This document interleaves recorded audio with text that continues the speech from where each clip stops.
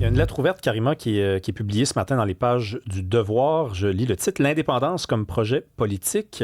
C'est co-signé par Jacques Letourneau, qui s'en vient là en discuter avec nous, ancien président de la CSN, Éric Bouchard, Anne-Marie Lesault et Judith Trudeau. Au début de la lettre, il y a un passage qui m'a fait un peu remarquer qu'on a peut-être oublié un certain nombre de choses au fil de l'histoire. Je cite en tout cas la lettre. « L'acte de faire un pays est en soi un acte révolutionnaire. Il ne répond, l'acte donc, au dictat ni d'une certaine droite qui affirme que la prochaine révolution au Québec sera conservatrice, ni de ceux qui souhaiteraient qu'on règle tous les problèmes d'inégalité avant de créer une entité distincte. Autrement dit, c'est un acte révolutionnaire et c'est pas au service de la droite ni au service de la gauche. Et un peu plus loin, on nous dit briser les frontières héritées du colonialisme. Donc là, on emprunte au vocabulaire du décolonialisme, toute cette idée qui a été très mobilisatrice au début des années 60 au Québec. Et briser les frontières héritées du colonialisme, comme tous les pays créés dans la foulée des luttes anticoloniales, relève de cette logique révolutionnaire. Ce qui m'a accroché, Karima, c'est que je trouve qu'au fil de l'histoire du mouvement indépendantiste, on semble avoir oublié ce que c'est que de faire un pays.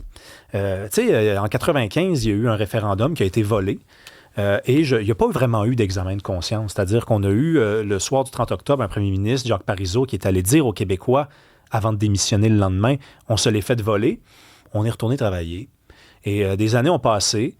Et là, il y a le PQ qui est premier d'un sondage, dit si on l'emporte, on va faire un référendum. Et quand on parle d'espionnage, tantôt, on en a parlé avec David Goudreau, c'est un peu comme un tabou, on ne veut pas trop regarder là. On oublie ce que c'est que de faire un pays et ce que ça implique, me semble-t-il. Et ça, c'est un enseignement peut-être que les militants plus à gauche nous ont offert, même s'ils n'étaient pas en phase avec la société québécoise, qui est une société plus réformiste que révolutionnaire.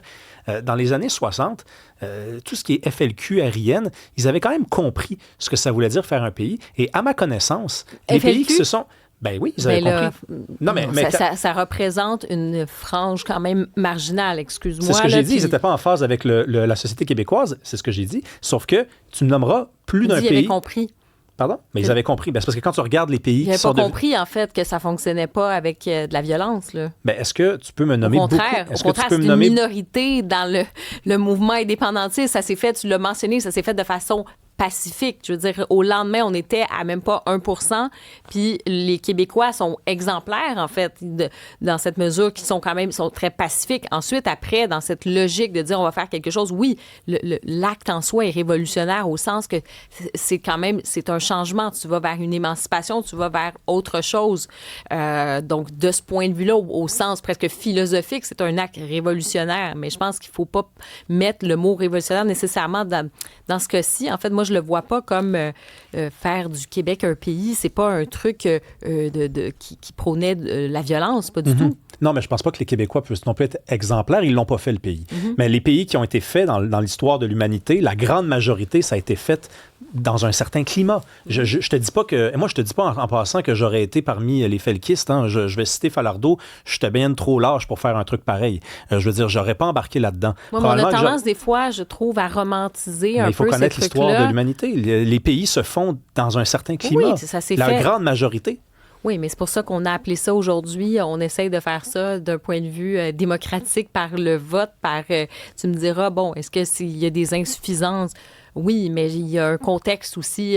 C'est vrai que souvent, ça s'est fait au prix en fait, de la violence, que ce soit dans beaucoup de...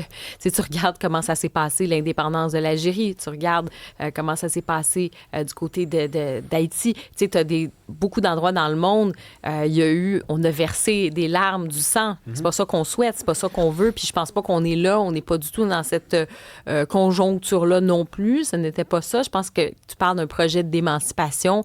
Après, ça se fait d'un point de vue démocratique. Ensuite, la façon d'y arriver, tout ça, moi, je pense que de façon légale, par des lois, par des façons de jouer, est-ce que les Québécois, des fois, sont peut-être un peu mous? Est-ce qu'ils ont été un peu conciliants? Bisounours.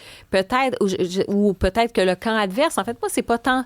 Peut-être que c'est pas tant les Québécois aussi que le camp adverse, comment le camp fédéraliste a joué. T'sais, on a vu que le camp fédéraliste a joué extrêmement sale, a joué dur et il a gagné. Oui, mais c'est ça. Ça s'est pas fait à coup de nécessairement des armes et compagnie, mais on a quand même aujourd'hui des preuves de ce qui avait été avancé, puis comment il y a eu des irrégularités, comment ils n'ont pas hésité justement à piler, là, comme on dit, sur des façons de faire, hein, de dire, ben non, c'est pas de tourner les coins ronds, mais on va être assez dur. Je pense que les Québécois aujourd'hui ne sont pas dupes de ça. Je pense que si on rentrait dans une nouvelle ère référendaire, je pense qu'on pourrait pas se laisser marcher sur les pieds comme ça s'est passé. C'est peut-être, c'est un souhait, là, mais je regarde la manière que les Québécois abordent ce projet-là d'indépendance. Puis j'ai pas vu un cheminement sociologique dans leur façon de voir les choses. Puis quand tu dis que le fédéral a été plus sale sans pour autant utiliser les armes, l'armée est quand même venue occuper Montréal en octobre 70. Absolument. Et on a fait sauter des bombes. Non, ce que je voulais dire, c'est qu'on n'est pas... Ça s'est pas passé là, comme on a pu le voir, avec une guerre ou avec des armes pendant des années où est-ce qu'on s'est battu. C'est pas dans ce contexte-là, mais tu as raison de le mentionner. On a emprisonné des poètes. On a eu la loi sur les mesures de guerre dans cette période-là. Je veux dire, c'est quand même... Il y a eu ces libertés qui ont été bafouées. Il y a de la violence, tu as raison. On a parlé de toutes ces écoutes, de la façon dont ça s'est fait aussi.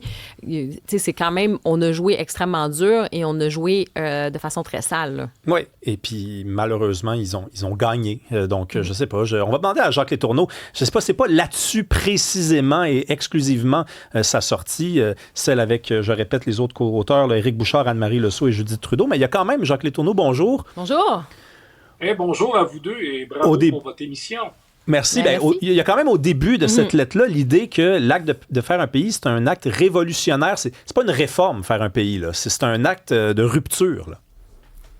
Oui, c'est un acte de sécession. C'est une remise en question, finalement, dans le cas qui nous concerne, celui du Québec, du vieux système colonial britannique, de ce qu'est le Canada encore aujourd'hui, et surtout la perspective de construire un Québec un peu différent dans le contexte du Trumpisme, dans un contexte où c'est le tout au marché qui domine et que la société vit toutes les problématiques qu'on expose un peu dans le texte. Mais en même temps, Rémi Karima, je vous rassure, c'est pas un appel aux armes, là. Quand on parle d'un acte révolutionnaire, juste rappeler que la Révolution tranquille a été très pacifique. Oui, il y a eu des événements à caractère violent, bien sûr. Il y a eu des grèves, il y a eu le FLQ, comme vous l'avez mentionné.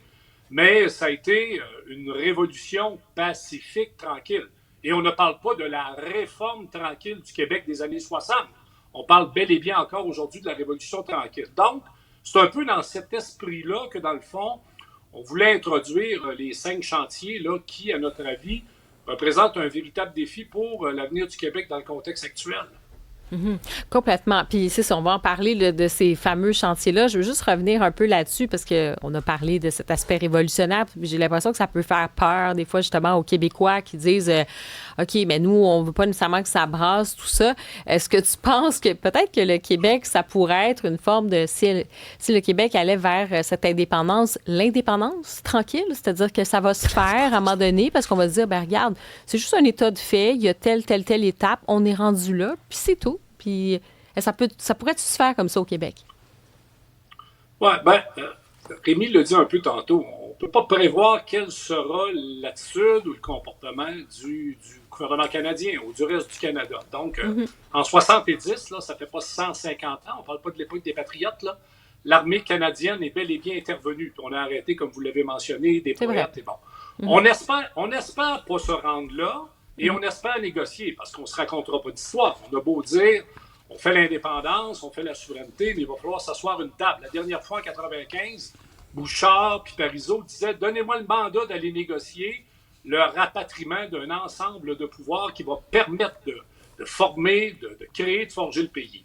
Bon, on va souhaiter que ça soit tranquille, bien sûr, mais il ne faut jamais rien exclure, parce qu'évidemment, on est dans un contexte, d'extrême polarisation avec ce qui se passe aux États-Unis. Mais moi, je trouve que ce qui se passe aux États-Unis, c'est doublement une motivation pour dire le Québec, plus que jamais, on devrait faire pays pour faire société, pour faire nation, puis pour contrôler nos accords commerciaux, notre immigration, le type de programme d'éducation, de santé, les routes, le transport collectif. Bref, on peut se donner tous les moyens d'avoir un Québec différent de ce que Mark Carney est en train de nous proposer, en servant sur un plateau d'argent à Donald Trump, le Canada, du pétrole, du gaz, puis des dépenses militaires, là. Je veux qu'on parle de la gauche puis de la droite. Avant toute chose, juste préciser une affaire. Révolution tranquille, c'est les Anglais qui ont trouvé cette expression-là. C'est apparu au début des années 60 dans le Globe and Mail. Donc, si ça avait été une vraie révolution, peut-être qu'on l'aurait appelé nous-mêmes révolution. Révolution tranquille, quiet revolution. À méditer. T'es un gars de gauche, Jacques Letourneau. Moi, à la gauche, je veux plus rien savoir de moi, donc je suis pas correct, je suis dans mon coin, il n'y a pas de problème. Comment on fait pour faire parler la gauche puis la droite dans la lettre ouverte? C'est ça qui est un peu mentionné. C'est là, la droite semble s'être un petit peu appropriée ou enfin s'être en train de dominer un peu le jeu d'architecture du projet, mais la gauche doit revenir. Ça, c'est une question que les indépendantistes se posent depuis quoi? Belle lurette. Comment on fait concrètement? Ben, comment on fait concrètement pour sortir d'abord de la partisanerie? Parce que le texte dit pas c'est QS ou le PQ qui a raison. Il y a deux partis politiques qui prônent l'indépendance du Québec. Puis alors on laisse à ces deux partis le loisir de chamailler puis de faire alliance ou pas. Mais nous, on l'aborde plus d'un point de vue société civile. Et dans l'histoire récente du Québec, la mutation, Rémi, de la société québécoise des années 30, 40, 50, n'était pas possible, puis la Révolution tranquille encore moins, sans une société civile engagée. Moi, je proviens du mouvement syndical. Je suis indépendantiste, pas parce que j'ai milité au PQ ou dans un parti politique. C'est parce que je suis un syndicaliste qui a évidemment lu Falardeau, Vallière, tous les auteurs indépendantistes un peu plus à gauche. Mais c'est clair qu'à partir du moment où on parle de société civile, bien, on ne parle pas juste de la gauche. Surtout qu'il y a une gauche qui existe, qui n'est pas intéressée par la question de l'indépendance ou le nationalisme, qu'elle va même considérer que le nationalisme, c'est plutôt à droite. Alors que, de notre point de vue, la question de l'indépendance politique, c'est pas ni de droite ni de gauche, c'est un projet en avant, et après ça, c'est aux indépendantistes progressistes d'alimenter ce débat. Et ça va se faire, c'est un peu un travail professionnel dans le dialogue.